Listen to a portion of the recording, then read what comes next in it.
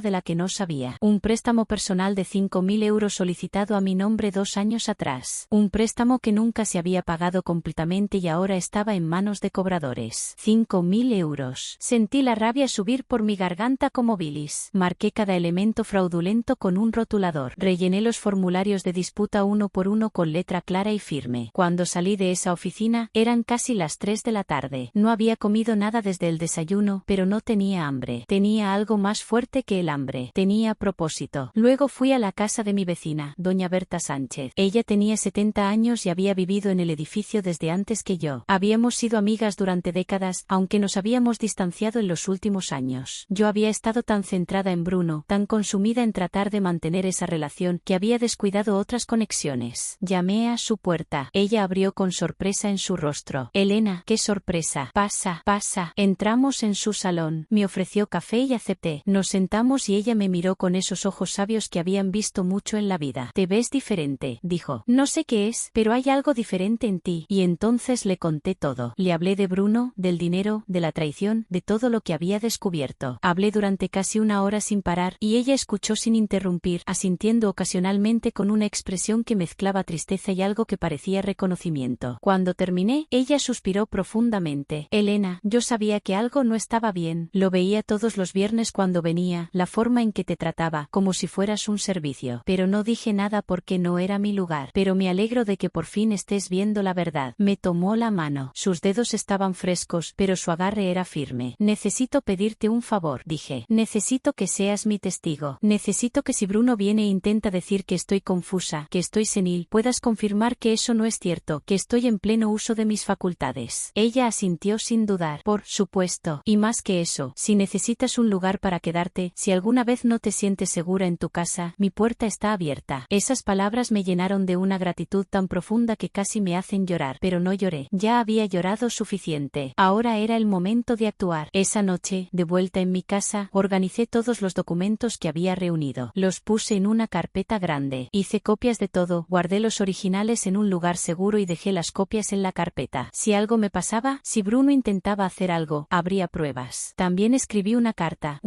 detallando todo lo que había descubierto, todo lo que Bruno había hecho. La puse en un sobresellado con instrucciones de que solo debía abrirse en caso de emergencia. Se la di a doña Berta para que la guardara. Me estaba preparando como un general que se prepara para la batalla, porque sabía que Bruno no iba a dejarlo pasar. Sabía que vendría, que intentaría manipularme, convencerme, hacerme dudar de mí misma. Pero yo ya no era la misma mujer que había sido 2 semanas atrás. Esa mujer había muerto la noche en que Bruno me amenazó en mi propia cocina. La mujer que yo era ahora era diferente. Era más fuerte, más clara, más determinada. El miércoles por la tarde, mientras preparaba té, oí un coche detenerse frente a mi edificio. Miré por la ventana y vi el coche de Bruno. Salió él junto con Patricia. Parecían decididos. Venían a confrontarme. Respiré hondo, guardé mi taza de té y esperé. El timbre sonó 1 vez, 2 veces, 3 veces, cada vez más insistente. Abrí la puerta, pero no los invité a pasar. Me quedé en el umbral, bloqueando la entrada. Necesitamos hablar, dijo Bruno. Su voz era dura, sin pretensión de amabilidad. Estoy escuchando, le dije. Dentro, mamá. No vamos a hablar en el pasillo. No tenemos nada que hablar dentro. Lo que tengáis que decir, podéis decirlo aquí. Su esposa se burló. Esto es ridículo. Elena, deja de actuar como si fuéramos enemigos. No sois enemigos, respondí. Los enemigos son honestos sobre su hostilidad. Vosotros sois peores. Sois ladrones que se esconden detrás de palabras bonitas. Bruno dio un paso hacia mí. Su rostro estaba rojo de furia. ¿Cómo te atreves? Después de todo lo que he hecho por ti, todo lo que has hecho por mí, Bruno, tengo los registros, tengo las pruebas, sé exactamente cuánto dinero me has robado, sé sobre las tarjetas de crédito fraudulentas, sé sobre la cuenta de suministros, lo sé todo. Él se quedó paralizado, abrió la boca, pero no salió ningún sonido. Y ahora, continué con una calma que me sorprendió incluso a mí misma. Tienes dos opciones, o me devuelves todo lo que robaste, cada céntimo, o voy a la policía y presento cargos por fraude. No puedes hacer eso, dijo su esposa. Es tu hijo. Precisamente por eso duele tanto, respondí. Porque es mi hijo, porque le di todo y él me pagó robándome. Bruno finalmente encontró su voz. Me lo debes, gritó. Toda mi vida crecí sin un padre. Toda mi vida tuve que verte trabajar y estar cansada. La culpa fue tuya. Tú elegiste tenerme. Tú elegiste quedarte sola. Yo no pedí nacer. Sus palabras cayeron como puñetazos, pero ya no dolían como solían hacerlo, porque ahora podía verlas por lo que eran. Justificaciones, excusas de alguien que sabía que había hecho algo imperdonable y estaba tratando de echar la culpa. Tienes razón, le dije. Elegí tenerte, y fue la mejor decisión de mi vida hasta que dejó de ser la mejor. Pero eso no te da derecho a robarme. Eso no te da derecho a explotarme. Yo no robé nada. Solo tomé lo que se me debía. No se te debía nada, Bruno. Te di todo lo que necesitabas cuando eras niño. Una vez que te convertiste en adulto, ya no era mi obligación. Y definitivamente no era mi obligación darte acceso a mi dinero sin mi conocimiento. Su esposa le agarró el brazo. Vámonos. No vale la pena. Ella ya ha perdido. ¿Perdido? Qué elección de palabras tan interesante. Como si la equivocada fuera yo. Como si defender mi propio dinero y dignidad fuera una locura. Se fueron entonces. Bajaron las escaleras sin mirar atrás, y yo cerré la puerta, sintiéndome extrañamente en paz. Esa noche, el doctor Cortés me llamó. Me dijo que los bancos habían confirmado el fraude, que la deuda de la tarjeta de crédito se cancelaría, que estaban investigando los reintegros no autorizados, y que yo tenía un caso sólido si elegía presentar cargos criminales. Le di las gracias y colgué. Me senté en mi salón vacío, en mi casa que ya no tenía televisión ni muebles lujosos. Y por primera vez en mucho tiempo, me sentí rica. Rica en algo que el dinero no podía comprar. Rica en dignidad, en fuerza, en la certeza de que estaba haciendo lo correcto. Los días que siguieron a aquel enfrentamiento en mi puerta fueron extrañamente silenciosos, como si el mundo entero estuviera conteniendo la respiración, esperando a ver qué pasaría después. Me encontré atrapada en una especie de limbo emocional donde la rabia y el dolor se mezclaban con una creciente sensación de liberación que no sabía cómo procesar del todo. Bruno no volvió a llamar, no volvió a aparecer por mi puerta, y por primera vez en años, no estaba constantemente esperando su contacto. No estaba revisando mi teléfono cada hora para ver si había un mensaje suyo. No estaba inventando excusas en mi mente para justificar su ausencia o su silencio. Pero aunque él no estaba físicamente presente en mi vida durante esos días, su presencia digital era imposible de ignorar. Algo en mí me llevó a revisar sus redes sociales, algo que normalmente no haría, ya que siempre me pareció una invasión de la privacidad, incluso para una madre. Pero ahora, sentía que tenía derecho a saber qué estaba haciendo, qué estaba diciendo, cómo estaba presentando su vida al mundo, mientras yo lidiaba con las consecuencias de sus acciones en privado. Lo que encontré me dejó sin aliento por su audacia, su absoluta desconexión entre la realidad y la imagen que estaba proyectando hacia el exterior. Había publicado una foto el día después de nuestro enfrentamiento, una foto de él y su esposa en un restaurante elegante, sonriendo a la cámara con copas de vino en las manos. La leyenda decía algo sobre celebrar la liberación de energía tóxica y rodearse solo de personas que agregan valor a la vida. Como si yo fuera la toxicidad de la que necesitaba liberarse. Como si mi negativa a dejarme robar aún más fuera una especie de negatividad que él había tenido la sabiduría de eliminar de su existencia. Los comentarios debajo de la foto eran todos positivos, todos felicitándolo por proteger su paz mental, por establecer límites saludables, por priorizar su bienestar emocional. Me quedé mirando la pantalla, sintiendo una mezcla de incredulidad y asco, porque todas esas personas que lo apoyaban no tenían idea de que el hombre al que estaban celebrando había estado robando a su propia madre durante años. Hubo más publicaciones en los días siguientes, cada una más elaborada que la anterior, como si Bruno estuviera construyendo deliberadamente una narrativa pública de su vida que no tenía absolutamente nada que ver con la verdad. Vi una foto suya en el gimnasio con una reflexión sobre el autocuidado y la importancia de invertir en uno mismo antes de poder ayudar a los demás. Palabras que sonaban profundas y significativas hasta que recordabas que este era el mismo hombre que había usado dinero robado a su madre para pagar membresías de gimnasio y ropa deportiva cara. Otra foto suya trabajando en su ordenador con un comentario sobre el sacrificio y el trabajo duro que se necesita para construir un futuro de éxito, sin mencionar que este futuro había sido parcialmente financiado con tarjetas de crédito fraudulentas a mi nombre y cuentas de suministros que yo estaba pagando sin saberlo. Lo que más me impactó fue una publicación que hizo ese viernes, exactamente el día que normalmente habría venido a mi casa a cenar. Una publicación donde compartía una foto antigua de él y yo cuando era niño. Una foto que yo ni siquiera sabía que tenía. Una foto donde yo lo estaba sosteniendo en mis brazos cuando él tenía quizás 5 años y ambos estábamos sonriendo. El texto que acompañaba la foto era algo sobre cómo a veces las personas que más amas son las que más te hieren. Sobre cómo había aprendido que amar no significa tolerar comportamientos abusivos. Sobre cómo había tomado la difícil decisión de distanciarse de una relación familiar tóxica por el bien de su salud mental. Al leer esas palabras, sentí como si alguien me hubiera dado un puñetazo en el estómago. Bruno había tomado nuestra historia, nuestra relación real con todos sus matices complicados y dolorosos, y la había invertido completamente, presentándose a sí mismo como la víctima y a mí como la abusadora. Los comentarios en esa publicación fueron aún más abundantes que los anteriores. Docenas de personas expresando su apoyo, diciéndole lo valiente que era por establecer esos límites, compartiendo sus propias historias de relaciones familiares difíciles, validando completamente su versión fabricada de los hechos. Había gente que conocía en esos comentarios, vecinos que lo habían conocido cuando vivía conmigo, compañeros de trabajo que habían venido a fiestas en mi casa hace años, todos ellos ofreciendo palabras de ánimo y solidaridad sin la menor idea de que la persona de la que supuestamente necesitaba protegerse era la misma mujer que había trabajado 2 empleos durante años para darle la educación que ahora usaba para conseguir su trabajo bien remunerado. Durante varios días, observé este espectáculo digital en silencio, sin comentar, sin reaccionar públicamente de ninguna manera, porque algo en mí sabía que este era exactamente el juego que Bruno estaba jugando. Si respondía emocionalmente, estaría cayendo en su trampa, dándole más munición para su narrativa de que yo era la madre inestable y problemática de la que necesitaba distanciarse. Pero cada nueva publicación, cada nuevo comentario de apoyo que recibía de personas que no sabían la verdad, era como una pequeña herida abriéndose en lo profundo de mí. No porque me importara lo que esas personas pensaran de mí específicamente, sino porque dolía ver con qué facilidad la gente creía una historia bien contada sin cuestionar si podría haber otro lado de los hechos. La gota final llegó cuando Bruno publicó una historia en su cuenta mostrando la casa que él y su esposa habían comprado, mostrando las reformas que habían hecho, los muebles nuevos que habían adquirido, el jardín perfectamente diseñado, todo presentado como el fruto de su trabajo duro y dedicación. No había una sola mención al hecho de que una parte significativa de todo esto había sido pagada con dinero que no era suyo, con crédito que había sido obtenido fraudulentamente usando mi información personal. Lo exhibía todo con tanto orgullo, tanta satisfacción, como si realmente creyera que se lo había ganado él mismo, como si hubiera olvidado por completo o simplemente no le importara que cada ladrillo de esa casa se construyó parcialmente sobre el sacrificio y el robo de su propia madre. Lo observé vivir su vida en esas pequeñas ventanas digitales y me pregunté cómo era posible que alguien durmiera por la noche sabiendo lo que había hecho. ¿Cómo era posible mantener esa fachada de persona exitosa y éticamente correcta mientras simultáneamente cometía fraude y robo contra la persona que le dio la vida? Me pregunté si alguna vez sentía culpa, si alguna vez, en medio de una de esas cenas elegantes en restaurantes caros o durante uno de esos entrenamientos de gimnasio, se detenía un momento y pensaba en su madre sentada sola en una casa vacía después de haber vendido sus muebles solo para poder comer, porque su propio hijo la había estado robando sistemáticamente durante años. Pero al mirar sus publicaciones, al ver la facilidad con la que construía y mantenía esta imagen pública perfecta, llegué a comprender algo fundamental sobre Bruno, algo que tal vez siempre supe en algún nivel, pero que nunca quise admitir completamente ante mí misma, y era que mi hijo había desarrollado la capacidad de crear realidades paralelas en su mente. En una realidad podía ser simultáneamente el hijo abandonado que merecía compensación y el hombre exitoso que había construido todo por sí mismo. En otra, podía justificar el robo como algo que se le debía legítimamente mientras se presentaba públicamente como una víctima de la toxicidad familiar. Era una forma de disonancia cognitiva tan profunda que casi parecía que él creía genuinamente sus propias mentiras, como si hubiera construido una narrativa tan elaborada en su cabeza que la línea entre la verdad y la ficción se había borrado por completo. Y mientras observaba todo esto desde la distancia silenciosa de mi casa vacía, algo dentro de mí se endureció aún más de lo que ya estaba, porque ver a Bruno no solo robarme, sino también robar mi historia, invirtiendo completamente los roles de víctima y perpetrador en su presentación pública de los hechos, me hizo entender que no había redención posible aquí. No había conversación que yo pudiera tener con el que lo hiciera ver la realidad de lo que había hecho. Había elegido su camino. Había elegido la mentira sobre la verdad. Había elegido la imagen sobre la sustancia. Y yo necesitaba aceptar que el hijo que había criado y amado o nunca existió realmente de la manera que yo creía, o había sido completamente reemplazado por este extraño que podía sonreír ante la cámara mientras destruía a su madre en privado, aparentemente sin sentir ningún remordimiento genuino. El momento llegó un martes por la tarde, de una manera que yo no había planeado, pero que en retrospectiva me di cuenta de que había sido inevitable desde el principio, porque la verdad siempre encuentra su camino hacia la luz, no importa cuántas capas de mentiras se amontonen tratando de mantenerla enterrada. Yo estaba en la oficina del Dr. Cortés revisando los documentos finales del caso, donde me informó que los bancos habían completado sus investigaciones y confirmado un total de 17.000 euros en transacciones fraudulentas durante un periodo de 3 años. Una suma que me quitó el aliento, no tanto por el número en sí, sino por lo que representaba en términos de planificación y premeditación. Esto no había sido un error o un momento de debilidad, sino una operación sistemática y deliberada de robo que había requerido un esfuerzo y dedicación constantes por parte de Bruno. El abogado me explicó que con esta evidencia yo tenía más que suficiente para presentar cargos criminales, pero que también había otra opción que quizás quisiera considerar antes de tomar esa decisión final. Esa opción era enviar una carta de demanda formal a Bruno, dándole la oportunidad de devolver el dinero robado y compensar los daños antes de proceder con una acción legal más severa. Me dijo que esta era una cortesía que muchas víctimas de fraude familiar ofrecían, porque entendían que no importa cuán grave fuera el crimen, todavía había lazos familiares que complicaban la situación de maneras que no se aplicaban a casos de fraude cometidos por extraños. Pero también me advirtió que esta cortesía podría ser vista como debilidad por el perpetrador y que yo necesitaba estar preparada para la posibilidad de que Bruno respondiera no con gratitud o remordimiento, sino con más manipulación y negación. Lo pensé durante varios minutos, sentada en la oficina del abogado, mirando todos los documentos esparcidos por el escritorio que detallaban meticulosamente cada transacción fraudulenta, cada cuenta no autorizada, cada mentira que mi hijo había construido cuidadosamente durante años. Me di cuenta de que una parte de mí todavía albergaba una pequeña e irracional esperanza de que si Bruno era confrontado con la evidencia irrefutable de lo que había hecho, tal vez algo en él despertaría. Tal vez encontraría algún vestigio de conciencia o remordimiento, o al menos el reconocimiento básico de que había cruzado una línea que no debería haberse cruzado. Esa parte de mí que todavía era su madre a pesar de todo quería darle esa oportunidad de hacer lo correcto, de corregir su error, de mostrar que en algún lugar profundo dentro de él todavía existía la persona que había criado con tanto amor y sacrificio. Pero había otra parte de mí, más fuerte y clara, que sabía exactamente lo que Bruno haría con esa oportunidad. Y esa parte sabía que él no lo tomaría como una extensión de gracia, sino como una confirmación de que yo era demasiado débil para realmente hacerle daño, que él podía seguir manipulándome y controlándome porque al final del día, yo siempre cedería porque era su madre. Y las madres siempre perdonan, siempre dan otra oportunidad, siempre eligen el amor sobre la justicia. Esa parte de mí entendió que darle una advertencia privada solo le daría tiempo para preparar su defensa, para esconder más evidencia, para construir una narrativa de victimización aún más elaborada que podría usar públicamente para destruir mi credibilidad antes de que yo pudiera actuar. Le dije al Dr. Cortés que yo no quería enviar una carta privada, que no quería darle a Bruno la oportunidad de responder en privado donde pudiera seguir controlando la narrativa y manipulando la situación a su favor. En su lugar, le pedí que preparara los documentos necesarios para presentar una demanda civil formal que se convertiría en un registro público, donde cualquiera que quisiera verificar la verdad pudiera hacerlo, en lugar de simplemente creer la versión de los hechos que Bruno había estado construyendo tan cuidadosamente en sus redes sociales. El abogado asintió con lo que parecía una mezcla de sorpresa y respeto, porque probablemente no esperaba que una mujer de mi edad tomara una decisión tan directa e inequívoca. Me dijo que procedería inmediatamente con la preparación de todos los documentos necesarios, y que Bruno sería notificado oficialmente dentro de las próximas 72 horas. Salí de esa oficina sintiendo algo que no había sentido en mucho tiempo, algo que no pude identificar inicialmente hasta que me di cuenta de que era poder. El poder de haber tomado una decisión completamente por mí misma, sin consultar a nadie, sin pedir permiso, sin preocuparme por cómo me haría ver a los demás, o si la gente pensaría que estaba siendo demasiado dura con mi propio hijo. Por primera vez en décadas, había elegido protegerme a mí misma en lugar de proteger los sentimientos o la reputación de otra persona, incluso cuando esa persona era mi hijo. Y esa elección, aunque dolorosa, me llenó de una sensación de integridad que había olvidado que era posible sentir. La notificación llegó a Bruno un jueves por la mañana, como el Dr. Cortés me confirmó por teléfono. Aunque yo no estuve allí para presenciar su reacción inicial, pude imaginar perfectamente el momento en que abrió ese sobre oficial y leyó los documentos detallando cada transacción fraudulenta, cada cuenta no autorizada, cada euro que había robado, meticulosamente documentado con fechas y números de referencia bancaria que hacían imposible cualquier negación. desesperación. No tuve que esperar mucho para confirmar mi imaginación, porque menos de 2 horas después de recibir la notificación, mi teléfono comenzó a sonar con una insistencia que rozaba la desesperación. Llamada tras llamada, que dejé ir al buzón de voz sin responder, porque no me quedaba nada que decirle a Bruno que no estuviera ya contenido en esos documentos legales. Escuché los mensajes de voz más tarde esa noche, cuando finalmente me sentí emocionalmente preparada para hacerlo. Y fue fascinante de una manera inquietante escuchar la progresión de su pánico a través de cada mensaje sucesivo. El primero todavía intentaba mantener algo de compostura, con esa voz controlada que usaba al tratar de parecer razonable, diciéndome que aquello era un terrible malentendido, que necesitábamos hablar inmediatamente antes de que las cosas se salieran más de control. El segundo mensaje ya tenía un tono diferente, más agudo, más urgente, donde me suplicaba que lo llamara, que aquello iba a arruinar su vida, que por favor pensara en lo que estaba haciendo antes de destruir a su propio hijo, como si yo fuera la que estaba destruyendo algo en lugar de simplemente revelar la destrucción que él mismo había causado durante años. Para el quinto mensaje, Bruno ya no intentaba sonar razonable o apelar a mi compasión maternal. Había degenerado completamente en rabia y amenazas apenas veladas, diciéndome que yo iba a arrepentirme de esto, que él tenía sus propios abogados que probarían que yo era una anciana senil que no sabía lo que estaba haciendo, que él iba a luchar contra esto con todo lo que tenía, y que al final yo iba a parecer la villana en esta historia. Escuché cada mensaje hasta el final sin permitirme sentir nada más que una especie de curiosidad clínica sobre cómo una persona podía pasar tan rápidamente de suplicar a amenazar cuando se daba cuenta de que sus tácticas de manipulación habituales ya no funcionaban. Los días siguientes fueron un torbellino de actividad legal y emocional, porque Bruno no se quedó quieto. Comenzó su propia campaña de contraataque, comenzando por publicar una larga y elaborada declaración en sus redes sociales sobre cómo estaba siendo victimizado por una terrible injusticia perpetrada por una madre que supuestamente amaba, pero que ahora lo estaba atacando legalmente por razones que él no podía comprender completamente. Su publicación fue cuidadosamente redactada para generar la máxima simpatía sin mencionar ningún detalle específico de las acusaciones en su contra, pintándose a sí mismo como el hijo confuso y herido que estaba siendo arrastrado a través de un traumático proceso legal por una madre que podría estar experimentando problemas de salud mental relacionados con la edad. La respuesta a su publicación fue exactamente la que esperaba, con docenas de comentarios expresando conmoción y solidaridad, diciéndole que mantuviera la cabeza alta, que la verdad finalmente prevalecería, que estaban de su lado sin importar qué. Y yo observé todo esto desde la distancia con una mezcla de asombro y repulsión ante su habilidad para manipular la narrativa incluso cuando se enfrentaba a cargos legales documentados. Pero algo había cambiado en mí, porque esta vez su teatro público no me afectó de la misma manera que antes. Esta vez sabía que tenía algo más poderoso que sus palabras cuidadosamente construidas, y ese algo eran documentos legales irrefutables que no podían manipularse con retórica emocional o apelaciones a la simpatía. El verdadero colapso de Bruno comenzó cuando sus propios abogados revisaron la evidencia en su contra y aparentemente le dijeron algo que no quería escuchar. Sus publicaciones en redes sociales se detuvieron repentinamente y el silencio que siguió fue ensordecedor en su elocuencia. El doctor David Cortés me informó que los representantes legales de Bruno lo habían contactado, preguntando sobre la posibilidad de llegar a un acuerdo extrajudicial, lo que básicamente confirmó que sabían que él no tenía defensa real contra la evidencia que yo había presentado, y que su mejor opción era intentar minimizar el daño antes de que esto procediera a un juicio público donde todos los detalles sucios serían revelados en documentos de acceso público. Fue entonces cuando las grietas en la vida cuidadosamente construida de Bruno comenzaron a mostrarse. Aparentemente, algunos de sus amigos más cercanos habían comenzado a hacer preguntas incómodas después de que su esposa mencionara casualmente en una reunión social que estaban lidiando con un complicado problema legal familiar. Una vez que la gente comenzó a indagar un poco más, descubrieron los documentos públicos de la demanda detallando las acusaciones específicas de fraude financiero. Doña Berta me dijo que había escuchado de otros vecinos que el nombre de Bruno estaba siendo mencionado en conversaciones de barrio de maneras que definitivamente no eran halagadoras, que las personas que una vez lo vieron como el hijo exitoso y educado ahora lo miraban con sospecha y desconfianza. Su esposa estaba aparentemente furiosa, no necesariamente por las implicaciones morales de lo que Bruno había hecho, sino por el daño a su reputación social. Según los rumores que llegaron a mis oídos a través de la red de chismes del vecindario, había habido peleas considerables en su casa sobre cómo manejar la situación. Bruno intentó llamarme varias veces más durante esas semanas, pero mantuve mi silencio absoluto, porque no había nada que él pudiera decir para cambiar los hechos documentados de lo que había hecho. Y mi silencio fue aparentemente más devastador para él que cualquier palabra de rabia que yo pudiera haber dicho, porque significaba que yo había pasado completamente de la ira a la indiferencia. Y esa indiferencia fue la muerte final de cualquier poder que él alguna vez tuvo sobre mí. El acuerdo final se alcanzó 3 meses después de que presenté la demanda, y los términos fueron exactamente lo que el doctor Cortés y yo habíamos establecido como el mínimo aceptable. Bruno no tuvo más remedio que aceptar cuando sus propios abogados explicaron que ir a juicio significaría no solo la revelación pública completa de todos los detalles del fraude, sino también la posibilidad muy real de cargos criminales que podrían resultar en tiempo de cárcel. Tuvo que devolver los 17.000 euros completos más otros 5.000 euros en compensación por daños y perjuicios, además de pagar todas las tarifas por limpiar mi crédito y los honorarios de mi abogado. Y todo esto tenía que pagarse en un plazo de 6 meses con pagos mensuales verificables, o el acuerdo sería invalidado automáticamente y los cargos criminales procederían sin más advertencia. Pero más allá del dinero, que honestamente nunca había sido el punto principal de todo esto, el acuerdo incluía una cláusula que yo había insistido en añadir y que el doctor Cortés inicialmente pensó que era innecesaria, pero que para mí era absolutamente esencial. Esa cláusula estipulaba que Bruno tenía que emitir una declaración pública reconociendo que había cometido fraude financiero contra su madre y que las acusaciones en mi demanda eran verdaderas y fundamentadas. Él luchó contra esa cláusula más que contra cualquier otra parte del acuerdo, porque sabía exactamente lo que significaría para su imagen cuidadosamente cultivada admitir públicamente que todo lo que había estado diciendo sobre ser una víctima de una madre tóxica era una mentira diseñada para encubrir sus propios crímenes. La declaración apareció en sus redes sociales un martes por la tarde. Fue breve y claramente redactada por sus abogados para minimizar el daño tanto como fuera posible dentro de los límites de lo que el acuerdo requería. Pero aún así, las palabras estaban allí, en texto negro sobre un fondo blanco, admitiendo que había accedido a cuentas bancarias sin autorización, que había abierto tarjetas de crédito utilizando información de otra persona, y que había cometido errores graves de juicio, que lamentaba profundamente. Los comentarios bajo esa publicación fueron salvajes, con personas que lo habían apoyado previamente incondicionalmente ahora expresando conmoción y decepción, mientras que otros que aparentemente habían sospechado algo todo el tiempo se sintieron validados en sus dudas. Observé todo ese drama digital desarrollarse con una sensación de cierre que no tenía nada que ver con satisfacción o venganza, sino simplemente con el tranquilo reconocimiento de que la verdad finalmente se había dicho públicamente. El primer pago llegó a mi cuenta exactamente en la fecha especificada, y cada pago posterior también llegó puntualmente, porque Bruno sabía que un solo pago omitido significaría consecuencias que definitivamente no podía permitirse enfrentar. Con ese dinero, hice algo que él quizás nunca esperó que yo hiciera. En lugar de simplemente reponer mis cuentas de ahorro o usarlo para reemplazar los muebles que había vendido, compré un billete de avión a un lugar donde nunca había estado antes. Había pasado 62 años viviendo para otras personas, para mi hijo, para la ilusión de mantener una relación familiar que solo existía en mi imaginación. Y ahora, por primera vez en mi vida adulta, tenía la libertad y los recursos para vivir exactamente como yo quería, sin tener que justificar mis decisiones ante nadie. Compré una casa pequeña en un pueblo costero a 3 horas de donde había vivido toda mi vida. Una casa con 2 dormitorios y un jardín donde finalmente podría plantar las flores que siempre quise, pero nunca tuve tiempo de cuidar cuando trabajaba en 2 empleos. La casa costó 200.000 euros, que pagué al contado usando una combinación de los pagos de Bruno y los ahorros que había logrado proteger en mi nuevo banco. Cuando firmé los papeles de compra, sentí algo que solo podía describir como un renacimiento, porque esta casa era mía de una manera que ningún otro lugar había sido mío antes. Comprada con dinero que había sido devuelto a través de la justicia, no ganado a través de un sacrificio interminable. Bruno intentó contactarme una última vez después de que se realizó el pago final, cumpliendo completamente los términos del acuerdo. Esta vez, respondí al teléfono, porque sabía que no quedaba nada que él pudiera quitarme o usar en mi contra. Su voz sonó diferente, más pequeña, más humilde cuando preguntó si alguna vez podríamos hablar de verdad, si alguna vez habría una posibilidad de algún tipo de reconciliación. Escuché su pregunta en silencio antes de responder con palabras que había estado preparando en mi mente durante meses. Le dije que el hijo que crió nunca existió realmente, o murió en algún lugar del camino, reemplazado por alguien que no conocía y que no quería conocer. Le dije que aunque le deseaba paz y crecimiento en su vida, esa paz y crecimiento tendrían que suceder lejos de mí, porque yo había cerrado esa puerta no por odio, sino por amor propio. Hubo un largo silencio después de mis palabras, y luego un sonido que pudo haber sido un sollozo o simplemente una respiración irregular, antes de que él colgara sin decir nada más. Y esa fue la última vez que hablé con Bruno, porque algunas puertas, una vez cerradas, necesitan permanecer cerradas, no como castigo, sino como protección. Ahora vivo en mi pequeña casa junto al mar y paso mis mañanas tomando café en mi jardín, viendo crecer las flores que planté con mis propias manos. Hay una paz en esta vida simple que nunca encontré en todos esos años de sacrificio y entrega, porque finalmente entendí que el verdadero amor comienza con una misma, y que ninguna relación vale la pena mantener si requiere que traiciones tu propia dignidad. A veces veo a doña doña Berta, que viene a visitarme cada pocas semanas, trayendo chismes del viejo vecindario y noticias de personas que solíamos conocer. Y ella me dice que me veo diferente ahora, más ligera, más viva, de maneras que van más allá de lo físico. Tengo una rutina ahora que es enteramente mía. Me despierto cuando mi cuerpo quiere despertarse, no cuando un despertador me obliga a hacerlo. Cocino comidas que me gustan, sin pensar en las preferencias de otra persona. Paso mis tardes leyendo libros que siempre quise leer, pero para los que nunca tuve tiempo. Y por las noches me siento en mi pequeño porche, escuchando el sonido distante de las olas y sintiendo una profunda gratitud. No por lo que tengo en términos materiales, sino por lo que finalmente entendí sobre mi propio valor. Esta es mi victoria, no en el dinero recuperado o en la admisión pública de Bruno, sino en el hecho de que me recuperé de décadas de condicionamiento que me habían enseñado que el valor de una madre se medía solo por cuánto podía dar y cuánto podía soportar. Aprendí que decir no es un acto de amor propio, que establecer límites no es crueldad sino necesidad, y que proteger tu paz no es egoísmo, sino sabiduría. Y ahora vivo cada día como un testimonio de esas lecciones, aprendidas demasiado tarde, pero no demasiado tarde para importar. Cerré esa puerta a Bruno, no por venganza, sino por dignidad. Y esa distinción marca toda la diferencia, porque significa que gané no al convertirlo en mi enemigo, sino simplemente al negarme a seguir siendo mi propia víctima. ¿Te gustó mi historia? ¿Y de qué ciudad nos estás escuchando? Encontrémonos en los comentarios. Si te gusta la historia, puedes apoyarme enviando un súper gracias para que pueda seguir trayendo más historias como esta. Muchas gracias por tu dulce apoyo. Espero con ansias tus comentarios sobre la historia. En la pantalla puedes ver 2 nuevas historias de vida que te recomiendo mucho. Hay mucho más en mi canal. No olvides suscribirte. Nos vemos en la próxima historia de vida. Con amor y respeto.